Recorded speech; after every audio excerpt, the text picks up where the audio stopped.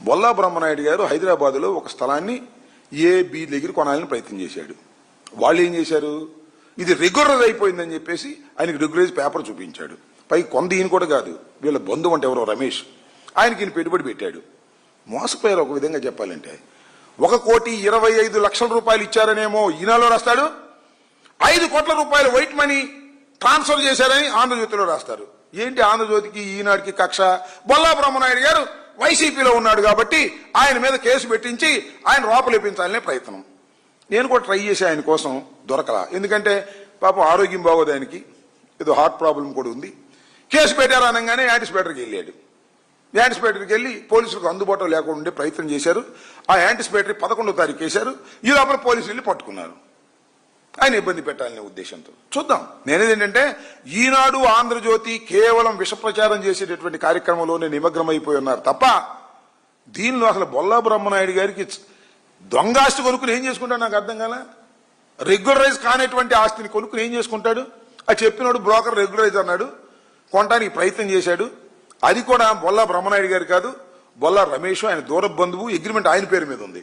ఈయనట పట్టుకుంటారు నాకు అర్థం కాలేదు. సరే, ఇవన్నీ విచారణలో తేలాల్సిన అంశాలు.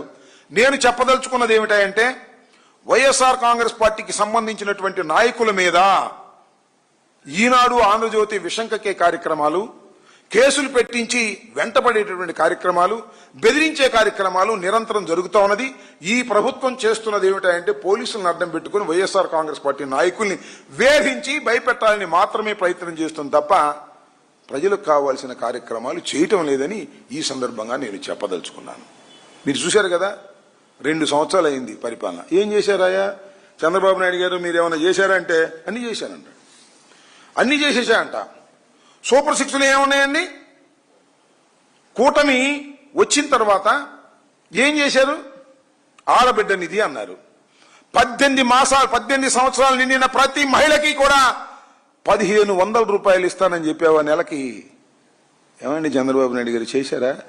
చెప్పండి.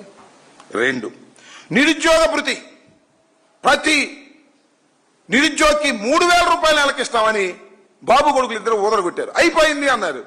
ఒక్కడికి ఇచ్చామండి, నాకు అర్థం కాలేదు.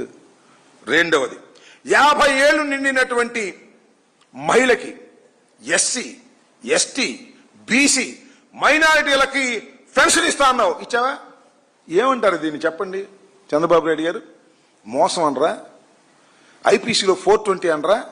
ఈ ముఖ్యమంత్రి 420 ముఖ్యమంత్రి. ప్రజలకు ఇచ్చిన వాగ్దానాలను నిలబెట్టుకోకుండా మోసం చేసినటువంటి వ్యక్తిని ఏమంటారు? 420 సీఎం అంటారు. ఇవ్వడం మాట తప్పటం, ఇవ్వటం మాట తప్పటం. నీ జీవితం అంతా అంటే అప్పుడు కూడా రైతు రుణమాఫీ ఇస్తా అన్నావు, మోసం చేశావు. కాపుల్ని బీసీలో చేరుస్తా అన్నావు, మోసం చేశావు. నీ జీవితం అంతా నారా చంద్రబాబు నాయుడు గారు 420 జీవితం తప్ప ఇచ్చిన మాట నిలబెట్టుకునే పరిస్థితి లేదు. వైఎస్ఆర్ కాంగ్రెస్ పార్టీ కానీ, డాక్టర్ వైఎస్ రాజశేఖర రెడ్డి గారు కానీ, జగన్మోహన్ రెడ్డి గారు కానీ మాటిస్తే మాట తప్పం, మడం తిప్పం. అది మా బ్రాండ్. మీ బ్రాండ్ ఏంటి?